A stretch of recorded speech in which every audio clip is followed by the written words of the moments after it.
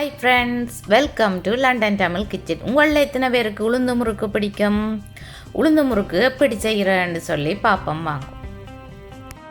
400 gram வெள்ளைப்பச்சை அரிசி எடுத்து 1 மணித்தியாலம் அல்லது 2 மணித்தியாலம் வரை இந்த அரிசியை ஊற விட்டு எடுக்கணும். ஊற விட்டு எடுத்த அரிசியை நல்லா கழுவி தண்ணி வடிய வச்சுருக்கிறேன். தண்ணி வடிய விட்ட அரிசியை கிரைண்டர் கப்புக்குள்ளே போட்டு நல்லா பவுடராக அரைச்சி எடுக்கணும். அரைச்ச அரிசியை சின்ன அரிதட்டில் போட்டு அரைச்சி எடுக்கணும். நல்லா பவுடராக இருக்கணும். அரிசி மாவை நல்லா பவுடராக அரைச்சி எடுத்தாச்சு. ஒரு மிக்சிங் பவுலுக்குள்ளே நாங்கள் செய்து வச்சுருக்கிற வறுக்காத அரிசிமா 400 கிராம் போடுறேன். அரிசிமா கூட போட விருப்பம்னு சொல்லிச்சோன்னா நீங்கள் 600 கிராம் வரை எடுக்கலாம். 400 கிராம் அவிச்ச கோதுமைமா, உப்பு 1.5 டீஸ்பூன் போடுறேன். நீங்கள் உங்களுக்கு தேவையான அளவு உப்பு போடலாம். 1/4 டீஸ்பூன் மஞ்சள் கூட போடக்கூடாது. 1/4 டீஸ்பூன் போட்டால் காணும். மஞ்சள் கூட போட்டிங்களன்னு சொல்லி சொன்னால் முறுக்கு டார்க் கலரில் வரும். பார்க்க கிட்டத்தட்ட கருகின மாதிரி இருக்கும். 1 டேபிள் ஸ்பூன் நச்சீரகத்தூள், பச்சையை அரைச்சது தான் வறுக்கையில். 1.5 டீஸ்பூன் மிளகுத்தூள். உங்களுக்கு முறுக்கு உரைப்பாக இருக்கணும்னு சொல்லி சொன்னால் இன்னும் 1 டீஸ்பூன் மிளகுத்தூள் போடலாம், அல்லது 1 டீஸ்பூன் தனி மிளகாத்தூள் போடலாம். எல்லாத்தையும் சேர்த்து வடிவாக மிக்ஸ் பண்ணி விடணும். 2 அல்லது 3 டேபிள் ஸ்பூன் எள்ளு போடணும். நான் இது குடிபுகுதல் ஒன்றுக்கு செய்கிறேன். நார்மலாக விசேஷங்களுக்கு எள்ளு போட்ட பலகாரங்கள் செய்கிறேன், அதால் நான் இதுக்கு எள்ளு போடையில. 2 மணித்தியாலம் உளுந்த நல்லா ஊற விட்டு கழுவி எடுத்துட்டு கிரைண்டர் கப்புக்குள்ளே போட்டு உளுந்துக்கு மேலே தண்ணி நிற்கத்தக்கதாக விட்டு அரைச்செடுக்கணும். உளுந்த நல்லா ஸ்மூத்தாக அரைச்செடுக்கணும்.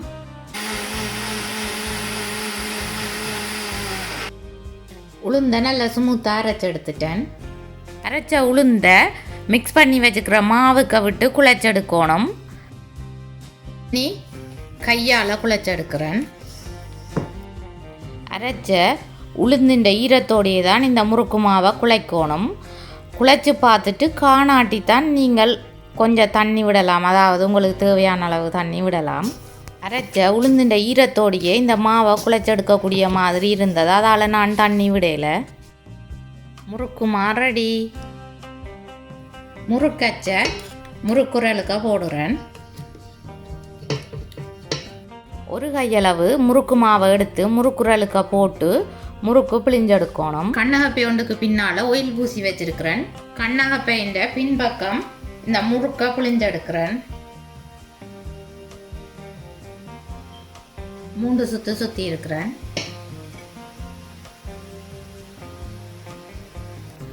அடுப்பை மீடியம் ஹீட்டில் ஆன் பண்ணி விட்டுட்டு எண்ணெய் கொதிச்சா பிறகு இந்த முறுக்கை போடுறேன். முறுக்கு போட்ட உடனே கிளறக்கூடாது. கிளறினா உடைஞ்சிடும் முறுக்கு. கொஞ்சம் வேகினா பிறகு தான் கிளறி விடணும்.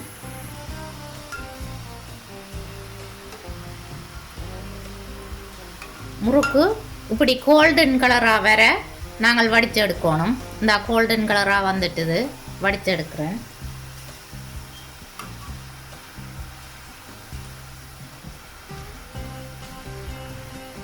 ரெண்டு சைட்டும் வேக விடணும், இடைக்கிட திருப்பி விடணும்.